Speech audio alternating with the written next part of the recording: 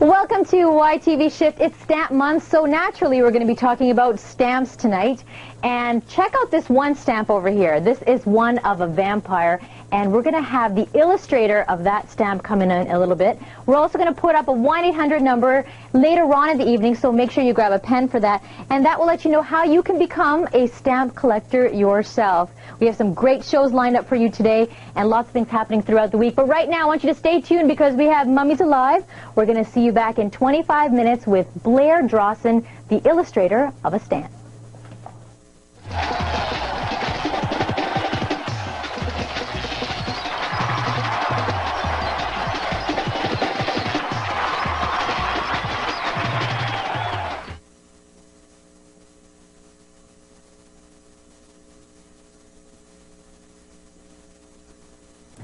YTV Shift is up and rolling. We have Blair Drawson joining us. He's an illustrator, and he had the opportunity to actually make one of the stamps from Canada Post. Check this out. Isn't that cool looking?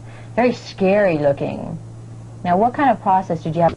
I got over my initial fear of dealing with depicting a vampire. You know, they're not my favorite subject matter, and I was quite frightened of them when I was a child. But really? Yeah, do you believe in vampires?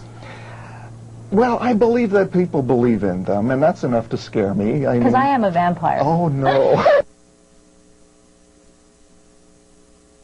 No, I wouldn't have thought that of you. But what happened was Louis Fishoff, who's the designer of these 4 stamps, approached me and he said, would you like to do a stamp on supernatural subjects?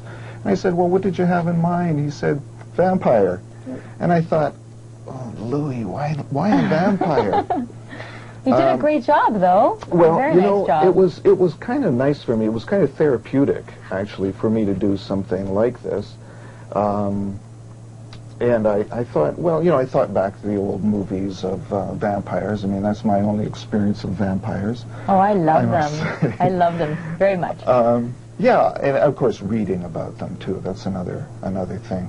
So I started doing some drawings, and I did. Let's take a look at this one. Yeah, that's my initial. This is how it starts off, right? Right, just a pencil drawing in a square, because I knew the stamp was going to be a square, and I wanted to figure the placement of the head and the shoulders, and just basically how would the image be dramatized.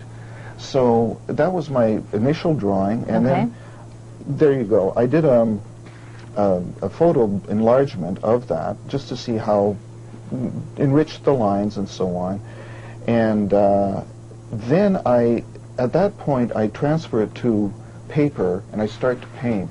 And this is the part where it gets really interesting. Now, this is the part where Canada Post insisted that I do a color rough of the stamp so they can see the colors and so on. And I have to point out to you that Louis, the designer, had mentioned that Canada in 45 was going to be down here. So you have to keep in mind all the lettering as well, right? Right, exactly. So I knew that the background had to be dark enough to allow the type to appear so that people would not be straining to read it. Now, is that too frightening, having the lady over there with the bitten neck? Well, Canada Post thought so. And so you had to change it to... As much as they did like it, but they said, you know, that lady with the bleeding neck has got to go. So I said, like this better anyway.